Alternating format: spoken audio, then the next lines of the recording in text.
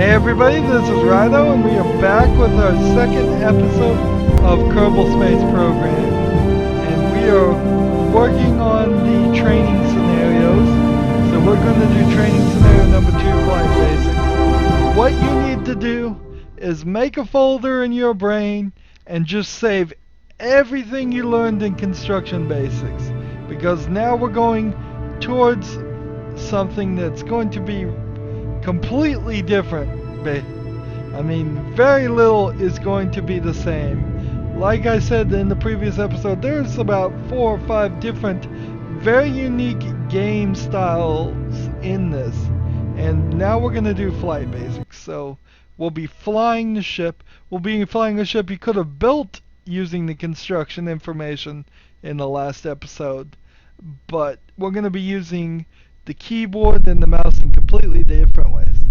Welcome to the Kerbal Space Center launch facility. I'm Gene Kerman, another named character.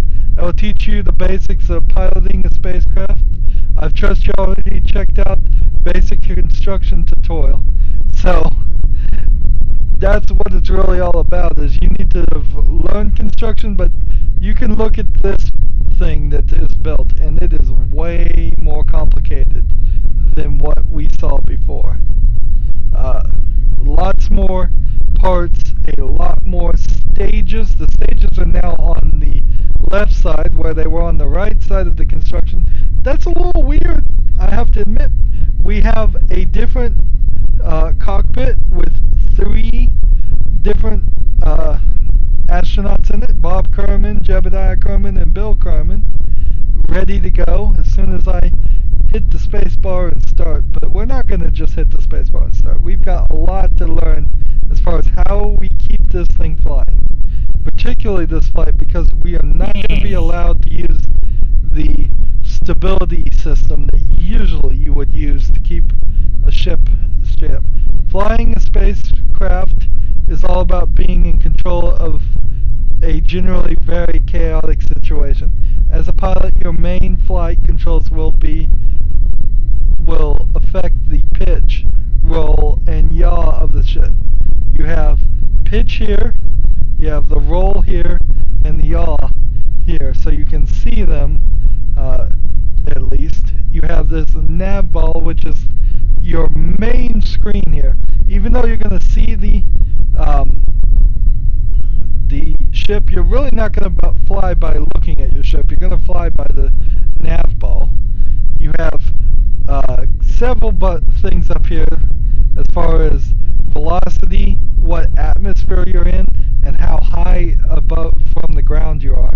When you scroll up, you have the 2 options right now. Because you're on the ground technically, you can recover your vessel and you can go to the Space Center, or you can just click the abort button. You can also control the lights, the gears, and the brakes if you happen to have all that. Gears being landing gears. So there's the landing gears right there.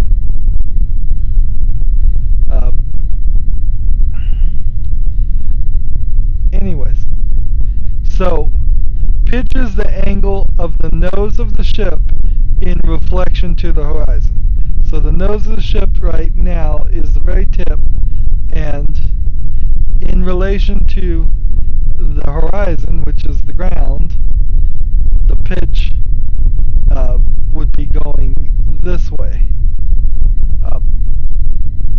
A positive pitch angle means the nose is pointing upward. So upward. It's at 90 degrees, I would say right now, probably right in the middle of 180. While a negative pitch angle means the nose is pointing downward. Okay. How they're exactly calculating that, I'm not sure, but I would say that makes sense. If it was pointing directly down, that would, I'd say, be negative 90 degrees.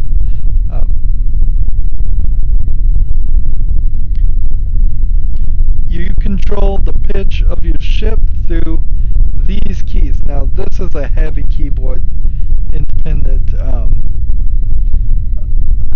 keyboard, not independent, dependent game. So it is a big consideration if you're going to play this game.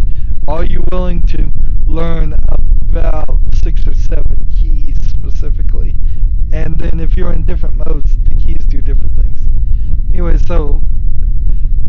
to pitch down, you would go with the W key, and if you want to pitch up, you would go with the S key. So it is WASD, but it is reversed. The up and down are reversed. Try it now and notice the pitch indicator on the lower left screen. So pitch up, pitching down right now with the W key. Notice it's going down. Pitching up, notice it's going up. Now it's not doing anything to the ship right now because we haven't started. Yaw is the rotation of the ship around its vertical axis. So vertical axis rotation. A positive yaw means the ship's nose is turning to the right, and a negative angle means it's turning to the left. And we control those with A and D. So if you want to point the nose more that direction, you press A. If you want to point the nose more that direction, you press D. Notice that A goes this way, D goes that way. Roll is the rotation of the ship around its longitudinal or front to back axis. So it is in the middle, right in the middle of it. If there was a line drawn, you can have it spin left or right. So Q would have it rolling clockwise, I suppose, and E will have it rolling counterclockwise or anti-clockwise, which I like to use that phrase, even though it's not something used in the United States very often. Pretty much on the roll, as long as you never hit Q or E, it's unlikely your ship would ever start rolling, and it will just be a lot easier. If for some reason it did start rolling, you gotta keep it in the back of your mind, but mostly you just don't hit Q or E and you're fine. You won't roll. You can also have fins installed to try and prevent things like that. By controlling the pitch, yaw, and roll together, you can keep the ship in a controlled level flight. Next, let's look at the basic flight controls. The throttle. Here's your throttle indicator. Right now it's at the middle. The throttle control affects the output power of the ship's engine. That's only true on engines that have throttle control. A lot of the rockets just go at 100% when they're activated, cannot be shut off, and speeding up or slowing down with the throttle does nothing. Note that throttle will only affect engines that can be throttled, like liquid engines. So I just said that, so we'll skip over that paragraph. Holding the ship at full throttle for a long period of time can cause the engines to overheat. When we launch, you will see an indicator of how much fuel is left for each engine. If we leave it on too long, to the right of the fuel indicator will be a red overheat indicator that will slowly crawl up, and when it crawls to the maximum or close to the maximum, the engines will explode.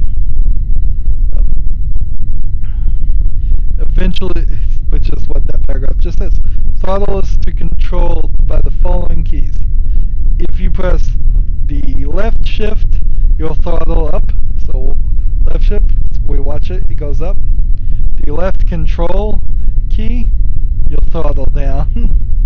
If you hit Z, you go to the maximum throttle, and if you hit X, you turn it to all the way off. So this is an important setup because you will, as you're trying to save fuel as you try to launch, you'll want to throttle back at specific points, which I'll point out when we get to that point. But you don't want to just always be at maximum. That wastes fuel. There's a lot of trickery and mathematics in this game that don't completely get explained as far as how to get a really efficient flight and save as much fuel as possible. Okay, throttle plus pitch and roll are the main controls you need to master success. crash-free flight. Remember that all of these controls have a limited amount of effectiveness, so bigger, heavier ships will probably respond much more sluggishly than the controls than a little small one. It's also good to keep in mind that the stages are separated from the ship. It will become lighter and therefore easier to control. So there are stages here that are going to get rid of empty rockets. Once the empty rockets and engines are gone, the ship gets lighter, it's easier to control. So it's all this weird balancing act. So here you have the SAS, which stands for Stability Augmentation System, although they usually refer to it as the sickness avoidance scheme, and it just it's a computer that keeps you from getting off the course that you lock in. So you lock in a course, or if you're going in one direction, it keeps you in that direction until you hit a key. SAS is very important. You can momentarily activate it by holding the F key, and then the SAS will light here. And then there's all these little buttons on the SAS that I've never seen before. They're new to me. You can also toggle it just to leave the SAS on by hitting the T key. Normally, when you launch, you just want to hit the T key and have the SAS on. There's almost no time that you even want to fly with it not on. It uses maybe a little bit of electricity now, but it's not worth turning off. SAS, let's see. It's also worth noting that a skilled pilot doesn't have to rely on an SAS module to keep the ship steady. I guess that means I'm not that skilled of a pilot. On top of the SAS, you can have the RCS, which is the reaction control system. It consists of a small thrusters to keep control of the ship's orientation and translation. The RCS can be activated by pressing the R key, so that's here. It doesn't have any options or anything like that. Give it a try and notice the RCS LED turns on. Mind that for the RCS to do anything, your ship has to have RCS thrusters, which I don't know if this particular ship actually does have any RCS thrusters. And the thrusters eventually, they use monopropellant. By default, there's a little bit of monopropellant in your cockpit, but not a lot. Typically, you'd only use RCS for things in orbit that you want to just slightly adjust. It's much easier to use the SAS in electricity, which lasts a lot longer than it does to use the RCS. RCS is particularly useful when you're out in space, as aerodynamic control surfaces tend to not work very well outside the atmosphere. So RCS is kind of the replacement for wings and things like that, too. Staging in flight, all the planning you put into staging sequence comes into practice. So when you were building a ship, if you stage it right, and then you'll be ready for this. Space launches it, and then hitting space next time will activate the next stage. So space will activate stage 8 automatically, which is quote-unquote launch. This is an interesting setup. It's a pretty typical, but it's going to activate all of these different engines, but it's not going to release the stability modules here that are going to hold that are holding the ship where it is. So you're going to hit space, and then almost instantaneously you're going to hit space again, so these things let go so it can start flying up. If you don't hit space, you could sit here potentially and either break the stability rods and blow up your ship, or just burn out your engines if they're strong enough and you're not thrusting too much. So you could just sit here and use all your fuel. Let's see. on staging if the automatically generated stage setup or even the one made by you is causing strife, or you just changed your mind about something, you can edit it here. All the buttons are the same. If you wanted to put the release right with the launch, you could drag the things. You're not stuck with your staging.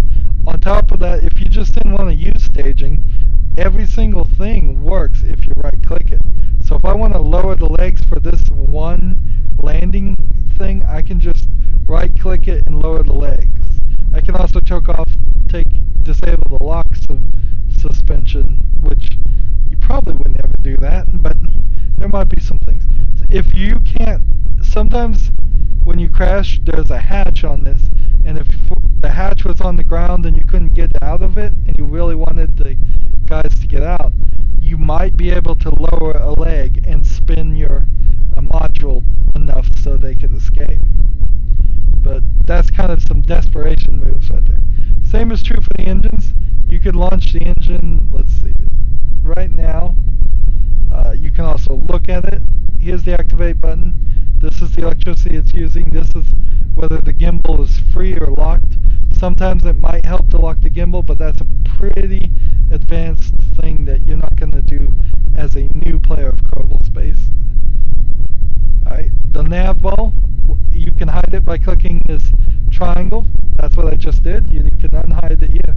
Often you will go into orbit map view and it will at first be hidden and you'll want to unhide it immediately. I don't even know why by default it is hidden. This is a very unique device I've never seen before, and this symbol is pointing towards the straight up in comparison to the planet you're on, because you're right here in the middle. If you start to tilt and face that way, it will show you the degree and tilt to face that way. If you're heading directly towards the planet, it will do a 180 and you will see the orange half of the nav ball. On top of this symbol, you're going to see several other symbols, things that show the horizon.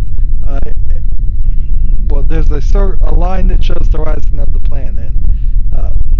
Parallel to that, there will be a symbol that shows where your inertia is going. So if you're pointing this way, but you have inertia that's moving you this way, then it will show you that. We'll see that in a second. Let's see. It's complicated but very handy thing. The upper part of the screen, you have your altimeter, vertical speed, and atmosphere gauges. Altimeter tells you exactly how high you are. You will need to kind of memorize specific heights as far as when to activate certain parts, like parachutes. Obviously, you don't want your parachute to be deployed at the very edge of your atmosphere because it will just get burned up and torn, and it won't save you from a crash. You want to wait until you're down to almost close to the surface before you deploy a parachute. And certain rockets work better if you're a certain height before you start them. And you will be getting quests in the regular game to activate certain engines at certain heights and do certain other things. The quests are going to help push you along and learn more things. So this is your vertical speed.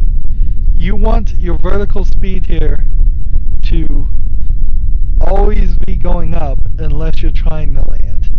So here's 0. You want it to always be above 0 unless you're trying to land, and if you're trying to land, you can be below it. But if you don't want it too below it, because if you're falling like a rock, you're going to crash like a rock. Also, when you're launching, you're going to use this speed indicator on the nav ball to show you how fast you are moving just in general, as compared to just how fast you're moving vertically. There's a certain limit that you don't want to get above because it costs too much effort and too much fuel to try to go as fast as possible when you're launching. So it's not a situation where you want to just have your rockets at maximum and try and get as much speed as possible as early as possible. You want to get out of the thick parts of the atmosphere here in your atmosphere gauge, and once you are in these late parts here, the thin part of the atmosphere, there's a lot less friction, it costs a lot less fuel to speed up. And when you're in the vacuum of space, there's no friction, so it's very cheap to speed up. Crew are the guys over here on the left, no, right. You're gonna see just kind of their reactions. It's not really much of a gameplay thing. They just play things. There's a button, IVA here. We'll go ahead and click it, and let's see. When you get in IVA, you can right-click and see from the perspective of your crew. So here's your pilot's perspective. He's got his other two guys up there in the front seat. He can't see a darn thing because there's no window installed. He sees his board. You can actually fly from this. This is the nav ball and all of the things. Let's see. There's the throttle right there. And the SAS and RCS and all that would be lit up. So you could technically fly from this and try and be a real astronaut. But this is pretty silly and going to be very difficult. And for each crew member, you can IVF and look and see what they're seeing. This guy has just this tiny window to look out, and they can see their feet and all of that. There's sometimes some Easter eggs hidden around here, like somebody will have a postcard or a post-it note, something like that. Let's see, was this the one that I had IVF? Yep. And this is the other one, so you can look over there and see them. And they're just sitting there ready to launch. And so I imagine the throttle is only for the pilot, because nope, the throttle works on any of them. So throttle goes up and down for all of them. All the controls are connected. And to get out of this view, you hit C. Let's read what he said. It's generally a good idea to try and keep the crew alive throughout the flight. Dun dun dun. Yeah, you want to keep your crew alive. It costs money to hire a new crew. They get experience for every flight they survive. So you want to level them up. That's a whole new system to Kerbal Space Program. They gain experience and eventually attain a better level and skill. They come in 3 flavors: pilots, engineers, and scientists, depending on the role. So maybe a scientist will get you more science. Maybe a pilot is required to pilot a ship, I would bet. And maybe an engineer is good at repairing things. I don't know. There is a small repair system that I'm aware of, but I don't think there's a lot of it. At higher levels, they gain more abilities, making them valuable assets. You can check the role and skill level for each Kerbal in the map view by clicking the Kerbal button on the right edge of the screen. So if I hit M, I'm in map view, and then Kerbal button. That's new. So here we can see for this scenario they are all at 5 stars.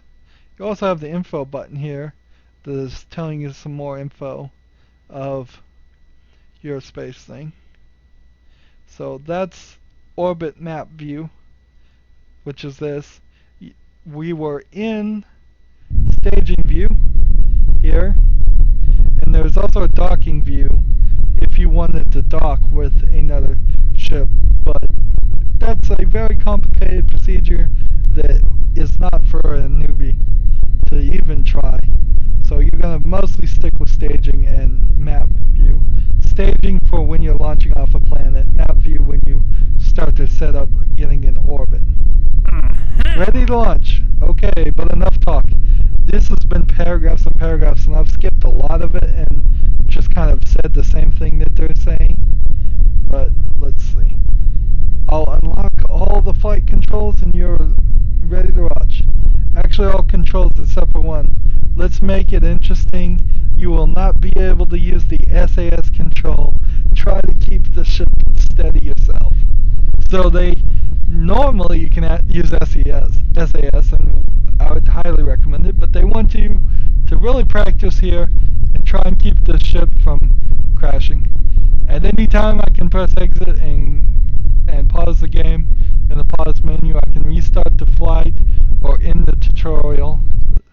So you can revert the flight, which restarts it, or you can end the scenario. Now set your throttle to max and hit space when you're ready to launch. For this particular ship you'll need to do it twice, once to start the engine and once more to release the clamps. So we're ready to go. So I'm gonna try this and hopefully we succeed. Mostly you just aren't gonna want to start off by pressing any keys. You're just gonna want to hit spacebar and that's it until you start having some more problems. You're gonna try to have a lot of thrust at the beginning just to force yourself to go straight up. Let's do this. Lift off. Now you go. Now try practicing all the controls we just discussed. Press yes. Staging. So you realize that this is much longer than yourself. You forget it. Press the escape button. We need to drop the thing because we're out of fuel. We just ran out of fuel other times. We're down to 2 of these external rockets already. That fuel went by fast. So at about 300, what I want to do is start slowing down. And I'm just guessing 300 is the right thing. There goes our last.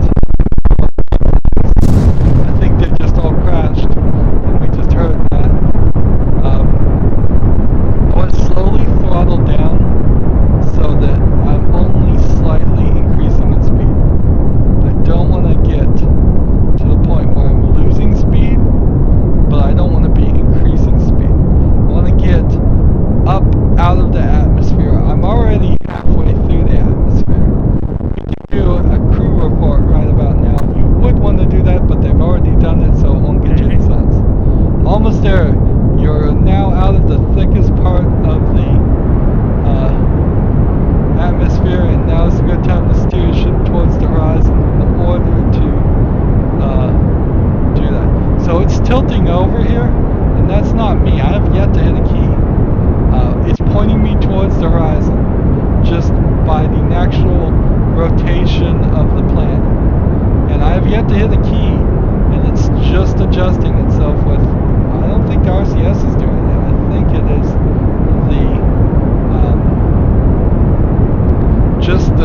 the way the planet is orbiting and rotating. We're close to orbit. You're officially in space, but there's no time to celebrate. Press M to see your current trajectory. If you don't, let's see. If you go to the map, so here we are, and we're creating this apoapsis, whatever, here. And what we're going to want to do is, I think, cut our engines now. Let's see, is that right move? Yes. I'm saving the last bit of my fuel. Let's see. And I'm just gonna float to this point, which is pretty high above the planet. And I'm gonna wait till I get to this point to do a maneuver at this point when the gravity is very low, and it will allow me to gain orbit. Let's see. You don't see if you don't close your orbit, you'll just end up back on Kerbal. For now, just trust me. Press X to stop your engines. That's what we did. Click the AP symbol. That's the APOS. And select warp here. So we can warp. This game has a speed up system here. It's locked in the scenario. When you're close in the atmosphere, you can warp up to 4 times, and you can do it all the way to this warp, which may be like, I don't know, 32 or 100 times. It's very fast. Usually you'd only warp this much if you're going very slowly or moving a very long distance. Once you're there, we're going to turn the ship prograde and burn it full throttle. If you run out of fuel in the middle of it, get out of the map view, activate the next stage, and get back into map view. Prograde direction is the one that looks like this.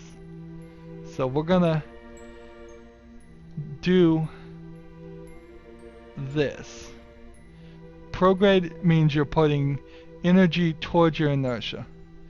And by doing that, we are going to create a stable orbit.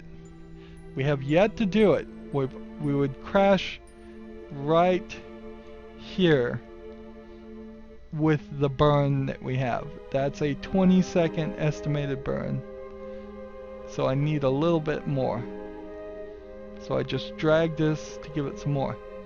Now we look here, the periapsis, which is the opposite of the apoapsis.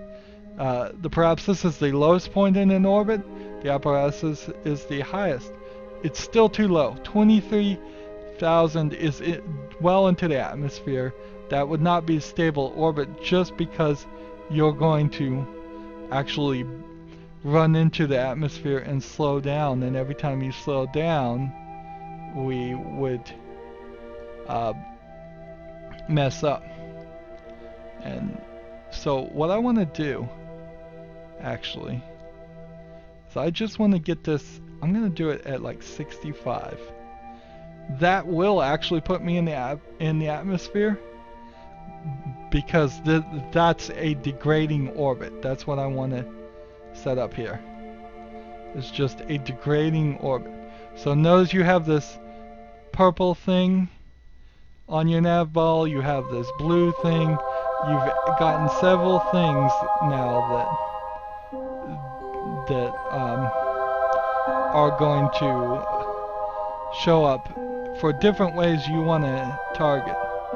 I'm 1 minute away from the apparatus, so I could warp there, but I could just wait too. And I will want to orient myself. This is kind of the first time I've bothered to even move myself. Let's see. We're gonna just do it.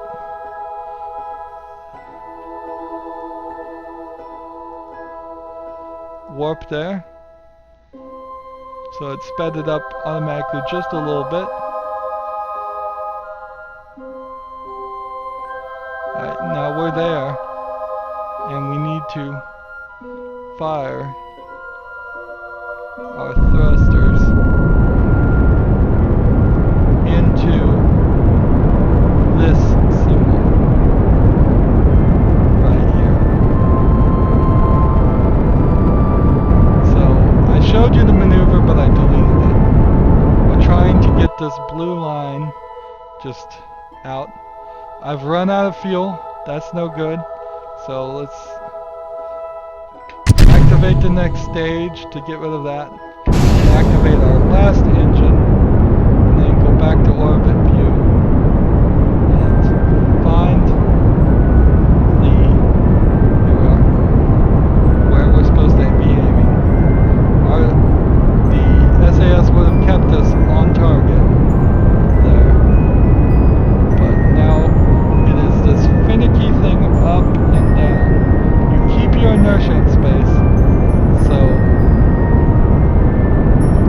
any little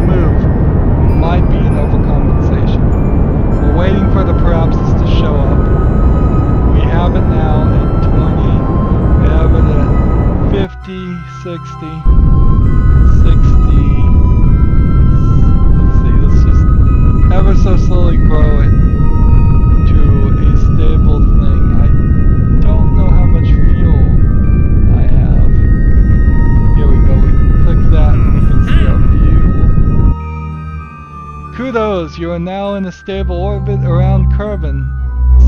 Stable is considered right above 70,000 meters, or 70 kilometers. You're now in a stable orbit in Kerbal. You could do many things from here, but in order to take the next step, you should learn the basics of orbit. That's a subject for a whole other lesson. There you will also be explained why burning prograde work to stabilize your orbit. So that's it for today. Well done. So if you want to increase the apparatus, make it go further away from a planet or gravitational body, what you do is you burn prograde at the per-axis in prograde towards your inertia. If you want to make it go smaller to get a rounder orbit, just rounder, it doesn't make it any more stabler, it's just more even, you'd go the opposite of prograde, which what is that called? Interesting. Let me know in the comments if you know what the opposite of prograde is, or if you can Google it faster than I can, or will bother to. If you want to change your per-axis, you can do that at the apparatus. You can also do it at any other time.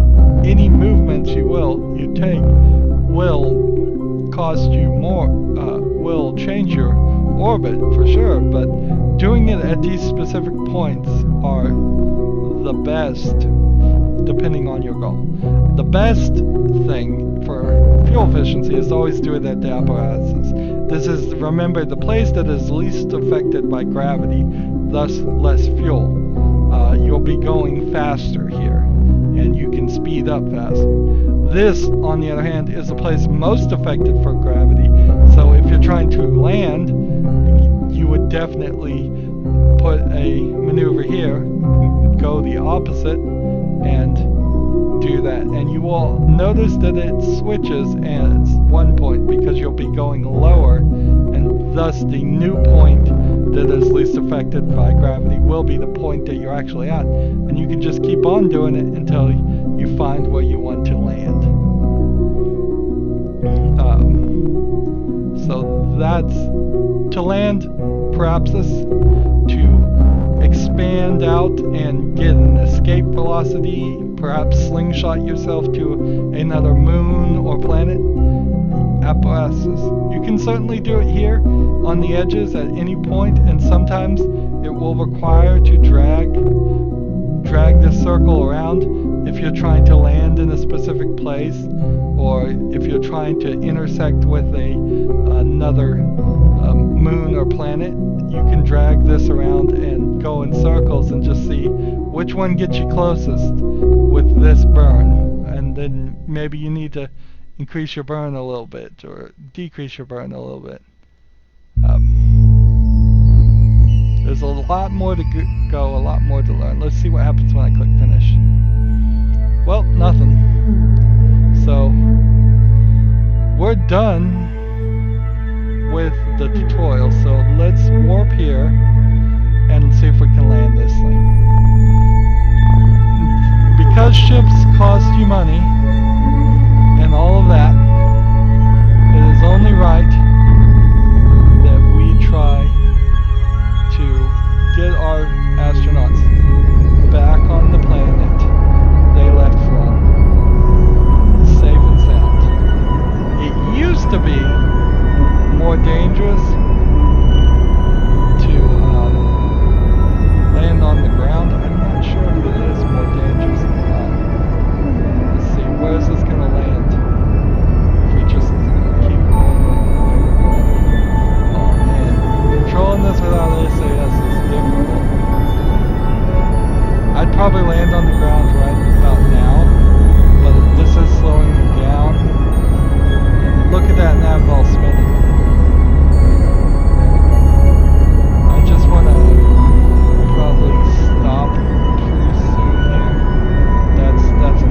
Save the rest of our fuel, and we're ready to start landing. So let's go back to staging. We're at 72,000 feet. We've got our landing things that we will release that later. We can eject all of this, but if we did eject all of this, it would be bad. See, there's a mobility enhancer. I don't know what that is. I don't know. We're below 60,000. We're back into the atmosphere. We've got some fuel. We can use the fuel to slow ourselves down. What we're going to try and do here, though, is just not burn up in the atmosphere. We can do a crew report. Overwrite the existing one. They've already done it, so no science for this training scenario. So you can see our vertical speed is down, whereas our actual speed is going up because we are doing this. So I don't like this setup, so I'm gonna just right click and activate the parachutes when I feel the right time. When do I want to do that is the question.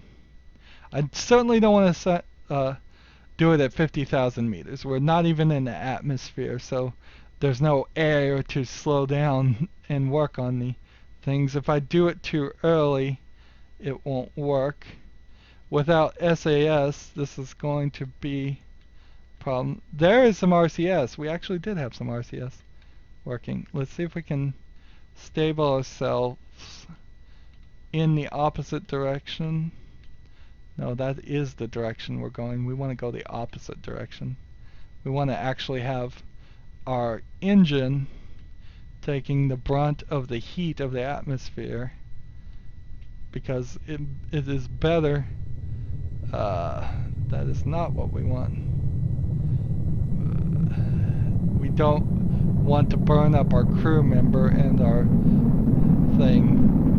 Ideally, we'd have a heat shield on the bottom, and our rocket would be taking the brunt of this, because if we kill the crew, what's the point of keeping the rocket together? I'm at 20,000. We're getting there. As soon as we start seeing this burn. Well, that was something. We just burned something off. We're almost at 10,000. Let's see. Right click this. Altitude. Let's do it. Deploy. And activate our things.